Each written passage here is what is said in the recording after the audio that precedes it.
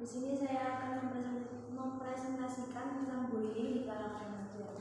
Pastinya setiap mayoritas orang tidak asing dengan kata bullying, dan bullying ini sering terjadi di kalangan para remaja. Apalagi ketika kita masih SMA, pastinya banyak mengetahui teman-teman kita yang dibully.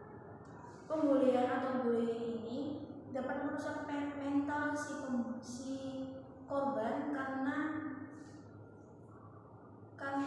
kekerasan yang telah dilakukan oleh si pembuli.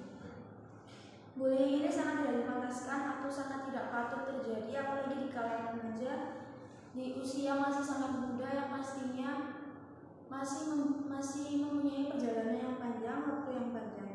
Dan ini dapat merusak mental mereka di masa sekarang dan di masa depan. Baik, di sini saya akan memulai presentasi kali ini.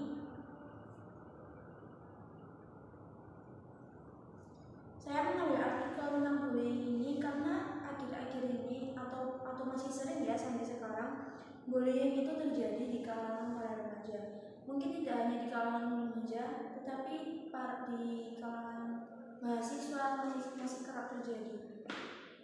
Latar belakang dari materi yang saya ambil kali ini adalah kasus akibat kekerasan makin sering ditemui, seperti perkelahian atau tawuran antar pelajar atau sesama teman. Sebenarnya ada bentuk-bentuk perilaku kekerasan oleh siswa yang tidak begitu mendapat perhatian oleh orang lain, seperti pengecilan teman dan pemalakan terhadap teman. Itu sangat tidak baik karena hal seperti itu dapat membuat seorang menjadi lebih cenderung introvert dan merusak mental mereka seperti yang saya bilang tadi. Hal ini biasa sering disebut bullying. Bullying ini dapat dilakukan secara fisik maupun non fisik. Pembulian pada era seperti ini tidak hanya di tatap muka atau sesama teman atau di lingkungan sekolah, tapi kerap sekali dilakukan di media sosial. Contohnya pada komen-komen yang tidak patut dilontarkan karena dapat menyakiti hati seseorang. Lanjut. Bullying juga dapat dilakukan melalui apa saja seperti yang saya bilang tadi, contohnya seperti sosial media. Hal ini dapat mengakibatkan belajar malas atau trauma ya pastinya untuk pergi ke sekolah, dan introvert pastinya berinteraksi karena takut akan hal-hal seperti itu. Hal ini sangat berbahaya bagi mental seseorang. Lanjut. Nah, pengertiannya yang lebih pasti di sini adalah bullying itu berasal dari kata bully yang berarti menggertak atau mengganggu. Diaspina, Juwita, dan Susetio mendefinisikan school bullying merupakan perilaku agresif kekuasaan maksudnya terhadap siswa yang dilakukan berulang-ulang oleh seseorang atau kelompok. Siswa yang memiliki kekuasaan terhadap siswa lain yang lebih lemah dan tujuan menyakiti orang tersebut. Orang yang melakukan pembulian cenderung memiliki latar belakang yang kurang perhatian dari orang tua contohnya. Karena itu orang tersebut melakukan pembulian karena merasa kurangnya perhatian dari orang lain. Lanjut. Definisi tentang bullying dapat dikemukakan sebagai berikut, contohnya seperti yang di proyektor ini. Definisi tentang bullying adalah penggunaan kekuasaan atau kekuatan untuk menyakiti seseorang atau sekelompok sehingga korban merasa tertekan, trauma, dan tidak berdaya, seperti yang saya jelaskan pada slide sebelumnya.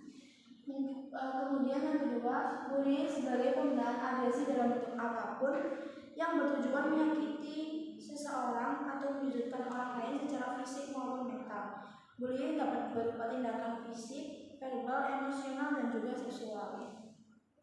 Kemudian yang ketiga adalah bullying merupakan bentuk-bentuk perilaku berupa pemaksaan atau usaha menyakiti secara fisik maupun psikologis terhadap seseorang atau kelompok yang lebih lemah. Cenderung orang yang dibully itu orang yang lebih lemah dari si pembuli ini tadi, karena si pembuli ini maksudnya merasa lebih berkuasa. Lanjut. Nah, ada kata lain dari bullying yaitu cyberbullying. Cyberbullying ini adalah bentuk kekerasan yang dilakukan teman seusia mereka melalui dunia cyber atau internet. Semisal contohnya seperti di sosial media, contohnya Instagram, Twitter, atau banyak yang lain seperti itu.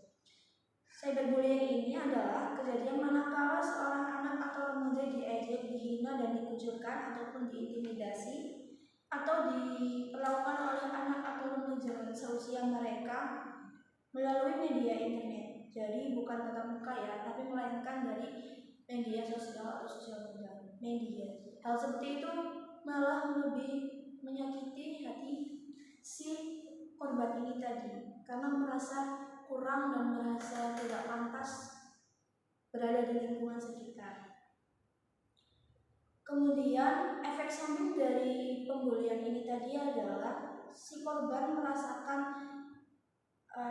tidak percaya diri, membuat seseorang menjadi lebih murung, khawatir, selalu merasa bersalah atau merasa gagal ketika melakukan sesuatu. Selanjutnya, penyebab bullying ini adalah pada umumnya orang melakukan bullying karena merasa tertekan, terancam, dan terhina, dendam, dan lain sebagainya. Mungkin pembulian itu sering terjadi lebih sering ke dendam ya, karena mungkin seseorang melakukan sesuatu namun si korban ini tidak menyadarinya, jadinya si pembuli merasa sakit hati dan membuli si korban. Bullying disebabkan oleh korban dari keadaan lingkungan yang membentuk kepribadiannya menjadi lebih agresif dan kurang mampu mengendalikan emosi seperti lingkungan rumah yang tidak harmonis. Kurang adanya pertengkaran orang tua juga menjadi pemicu kekerasan yang dilakukan oleh si pembuli. Mungkin karena pertengkaran dari orang tuanya ini atau broken home, kekerasan yang dilakukan orang tuanya ini menjadi penyebab si pembuli ini membuli korban lain. Lanjut.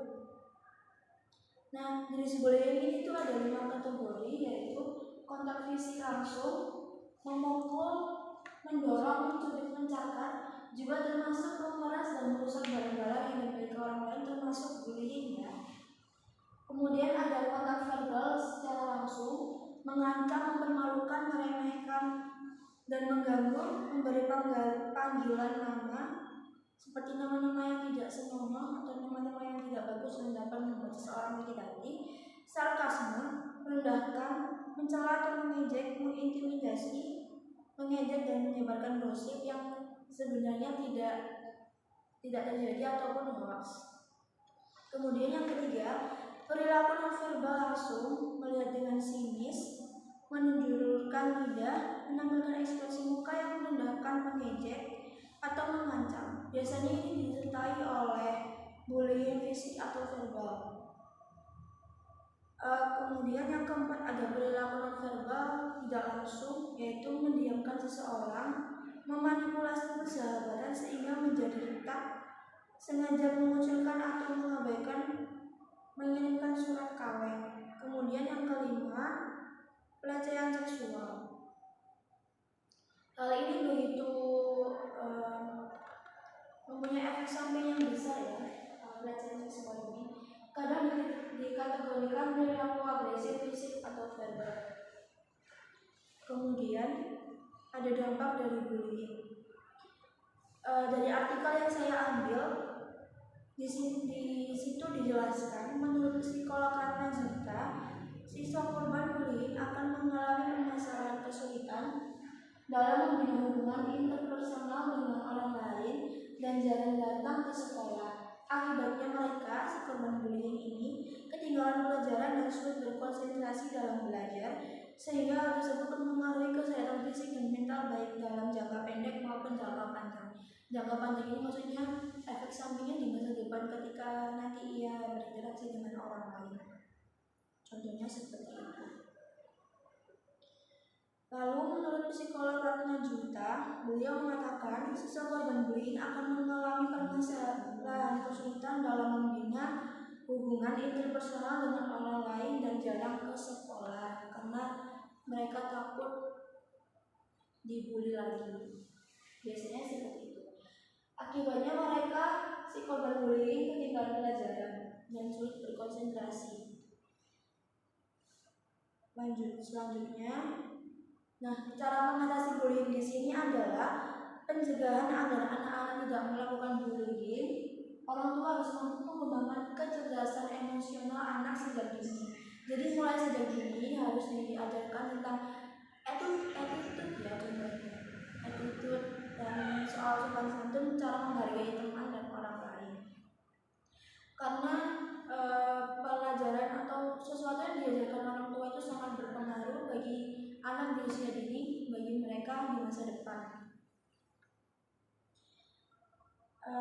Ajarkan anak untuk memiliki rasa empati, menghargai orang lain, attitude ini tadi, sopan santun, dan menyadarkan sang anak bahwa dirinya adalah makhluk sosial yang membutuhkan orang lain dalam kehidupannya. Untuk mengatasi dan mencegah bullying, diperlukan kebijakan yang bersifat menyeluruh di sekolah, sebuah kebijakan yang melibatkan komponen dari guru sampai siswa, dari kepala sekolah sampai orang tua murid, kerjasama antara guru, orang tua dan masyarakat atau pihak lain yang terkait seperti kepolisian, aparat hukum dan sebagainya. Kesimpulan dari materi yang saya ambil ini adalah bullying adalah tindakan sesuatu yang tidak wajar dilakukan orang lain. Kemudian bullying adalah tindakan di mana satu orang atau lebih mencoba untuk menyakiti atau mengontrol orang lain dengan cara kekerasan. Maksudnya si pembuli ini merasa lebih berkuasa, jadi si pembuli ini membuli si korban karena dia merasa lebih berkuasa dari si korban ini tadi. Pada umumnya orang melakukan bullying karena merasa tertekan, terancam, terhina, dendam dan lain sebagainya. Bullying disebabkan oleh korban dari keadaan lingkungan yang membentuk kepribadiannya menjadi agresif dan kurang mampu mengendalikan emosi. Juga diakibatkan tayangan-tayangan televisi yang menampilkan kekerasan yang dapat mempengaruhi seorang anak atau remaja. Bullying tidak hanya dilakukan secara langsung atau kontak fisik, namun bullying juga dapat dilakukan melalui media sosial atau internet yang disebut cyberbullying. Pencegahan terhadap bullying dapat dimulai melalui orang tua dengan mengajarkan kecerdasan emosional sejak dini dan dapat dilakukan oleh sekolah dan pemerintah seperti program anti-bullying, adanya bimbingan konseling juga berpengaruh penting dalam mencegah adanya bullying. Jadi kesimpulan dapat kita ambil dari sini yang lain adalah intinya pesan moralnya, bullying sangat tidak patut dilakukan oleh seorang remaja karena dapat merusak mental seseorang atau si korban di masa depan atau dalam jangka panjang. Bullying sangat tidak patut dilakukan karena dapat merusak mental si korban ini tadi, juga dapat membuat si pembuli ini merasa lebih tinggi dari orang lain. Attitude dan sopan santun sangat perlu diterapkan oleh orang tua, guru, dan orang sekitar atau lingkungan pada anak sejak mulai dini. Saya mohon maaf bila ada kesalahan, karena kesempurnaan datang dari Tuhan, kesalahan datang dari setan, kita hanya korban. Terima kasih atas partisipasinya. Mohon maaf bila ada salah kata dan kurangnya penjelasan saya yang membuat mendengar menjadi kurang mengerti. Terima kasih. Wassalamualaikum.